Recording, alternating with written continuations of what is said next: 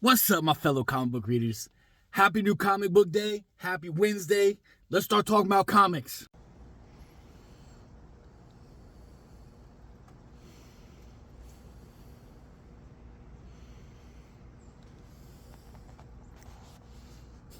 Come on, buddy. As usual, shout out to Memory Lane Comics, Princess Street, Wilmington, North Carolina. If you're ever in the area, make sure you stop by. Comic Shop News, we're on issue 2007. Pretty solid year. I got sent to my first duty station in the Marine Corps. Had fun down in New Orleans. Let's start off with DC, okay? Batman, Matt Faction's run, issue number 6. I'm excited to see what's going to happen to the Doctor in this one. A little bit of an extended AEW tie-in at the very back. I don't think it has anything to do with Batman, but interesting to point out.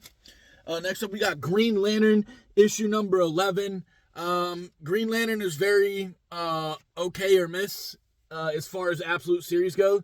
I think if it wasn't an absolute series, I probably wouldn't be reading it, but it is an absolute series. I'm staying 100% on it, so it stays in my pile. Next up, Absolute Superman, Jason Aaron, my freaking GOAT. He actually influenced me to get another book today that I didn't even know was coming out, but it's by Jason Aaron, so I was like, mine. But Absolute Superman, issue number 16. I was worried after the last arc ended that I was like, okay, where do you go from here? And I actually moved this down to like number 3 on my list, but I think this is moving back up into number 1. Absolute Superman has been fantastic, and I am so excited to continue reading this series. Next up, we got Boss Battle. It's a one-shot for the DCKO tie-in. I probably wouldn't have bought this, but this has tie-ins to characters that aren't even freaking DC. You got Annabelle. You got Samantha from Beneath the Trees. You got the dude from The Boys. Like, so many characters in this tie-in. And I don't have any other way to explain it. It was mentioned that they're just trying to have fun with it, is the way I heard it explained. And that's exactly what I'm looking for in a comic, so I'm excited to read that. Next up, we got the finale of Night Fight. This has been my favorite part of DCKO so far. It sucks to see this be the last one because, I want more of it. I would love for this to have been an actual series from DC, but I am excited to read this because, like I said, this has been my favorite part. Next up, we got Batman Beyond and Static. I got issue 2 and 3 because I read 1 and I saw 3 on the shelf today, and I was like, I don't think I got 2. So I asked my LCS. They keep tabs on everything that I've got. They're like, yeah, you didn't buy 2. So I got 2 and 3, so I'm excited to play some catch up on that. That's the end for DC, but beginning with Marvel, we got Nova Centurion, issue number 4. This has been a pretty solid run.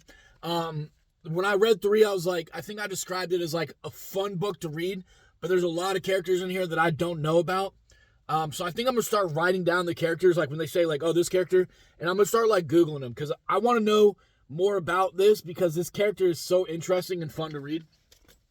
Next up, a character that I do know a lot about, all new Spider-Gwen, Ghost Spider, issue number 7. Stephanie Phillips has been killing with this. I loved her last run of this, all the way up into the last 2 issues. I think I had some discrepancies with the last 2 issues. But then when this one started with issue number 1 through 7, it's been fantastic again. I am absolutely loving this. Next up, this is my most anticipated book of the week because I haven't had a chance to read anything Planet of the Apes. I have a Planet of the Apes trade, but it's like number 5 in the order of the way you're supposed to read them, so I haven't read it yet. But Planet of the Apes versus Fantastic Four. I'm a decent, I won't say I'm like the biggest Fantastic. I'm not like Marsh the Martian, right? Like, she's obsessed with Fantastic Four and knows everything about them. So if you're a Fantastic Four fan, definitely go check her out. But we got Planet of the Apes in this. I am a huge, I've watched every Planet of the Apes movie. Everything that I can get my hands on is Planet of the Apes. I get it. And I think this might be one of my comic book series. Like, I try to get everything Hulk, everything Blade, and everything Namor that I find. I think Planet of the Apes might start becoming another one of my passions because I love the Planet of the Apes series. I think it's so interesting. And Yeah, I'm excited to read that. Next up, Ignition Press, and we got Roots of Madness, issue number 4.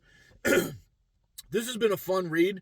I'm interested to see the direction this is going to go because it kind of turned a little bit supernatural for issue number 3.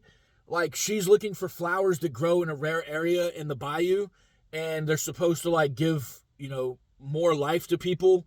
And I think there's a group of scientists that are, like, using her ability to use these flowers to make that remedy. So I want to see where this goes. This has been fantastic so far, by the way. If you're looking for an indie comic, you don't need to know anything going into it, and it's only issue number 4. So if you're looking for an indie comic to start and you like Louisiana Bayou stuff, Roots of Madness. Next up, another Ignition Press. So number 1, we got Ripcord. I don't know anything about this, but I do know that Ignition Press has not failed me yet. I will say another Ignition Press comic came out today. It was a one-shot, like, anthology type thing, and it was $8, but it was like love and something else. It was like a romance novel, but I'm sure there was more to it than romance because Ignition Press has been really good so far. But it didn't look like my type of book, and it was $8. So if everybody reads it and they're like, "Oh, this is the best thing since sliced bread," I might pick it up like next week or the week after that or whatever. But I didn't pick it up today. But I am excited to read Ripcord. Flipping through it, it looks like a girl is fighting some bikers. So we'll see where that goes. Next up, we got some Image Comics. We got the Twilight Zone False Bottom, issue number 4.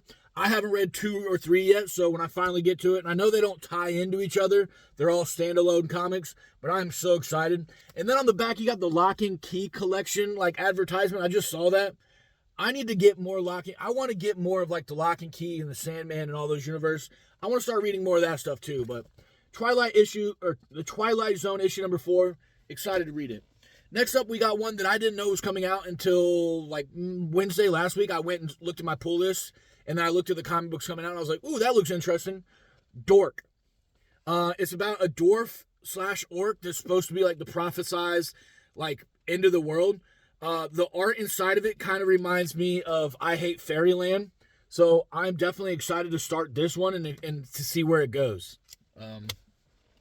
Next up, this is the one I was talking about. I said Jason Aaron influenced me to get something. Thundarr the Barbarian. I don't know anything about this. I don't read the Barbarian. I don't read Thundarr. I don't read any of that old school, like, Conan type stuff, right? But it's written by Jason Aaron. And from what I heard, it has some heavy influences from Jack Kirby, too. So I heard all that stuff, and I was like, you know what? I don't know anything about it, but I'm going to pick it up, and I'm going to read it. The art inside of it looks pretty solid. Not to give any spoilers, but that's what the art inside looks like. I'm excited to read this, and I don't know nothing about it. Next up, another series that I've never read anything about. Excuse me. Archie and the Army of Darkness. I've never read anything Archie. I've never read anything Army of Darkness. I like the Army of Darkness movies, but I thought this was going to be a great introduction to both of those in comics, and I'm interested to read them. It's like the old school, like, the Papers comics. So I'm ready for that. And then last but definitely not least, IDW and Godzilla, the Kaizei era. This is issue number 7. Godzilla Kaizei era, man. This might be one of my favorite universes going on right now. Probably only being beat by the Absolute Universe, okay? But Kaizei universe in IDW with the Godzilla franchise, I love everything that I've read so far from IDW, Godzilla, and the Kaizei universe. It's fantastic. I definitely recommend it.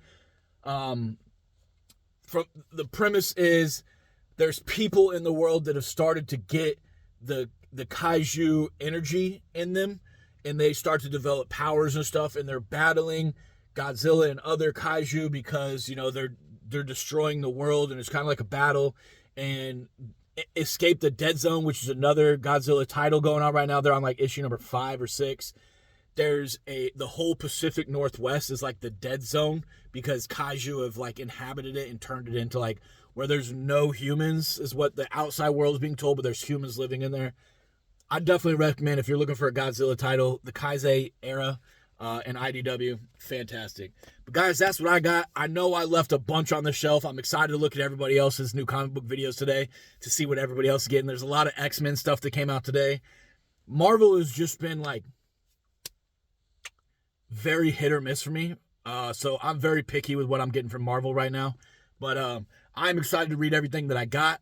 I hope you're excited to get and read everything that you want today or sometime this week. Remember, New Comic Book Day is Wednesday, but your New Comic Book Day is whenever you get new comics. Your New Comic Book Day could be freaking Sunday. Who cares?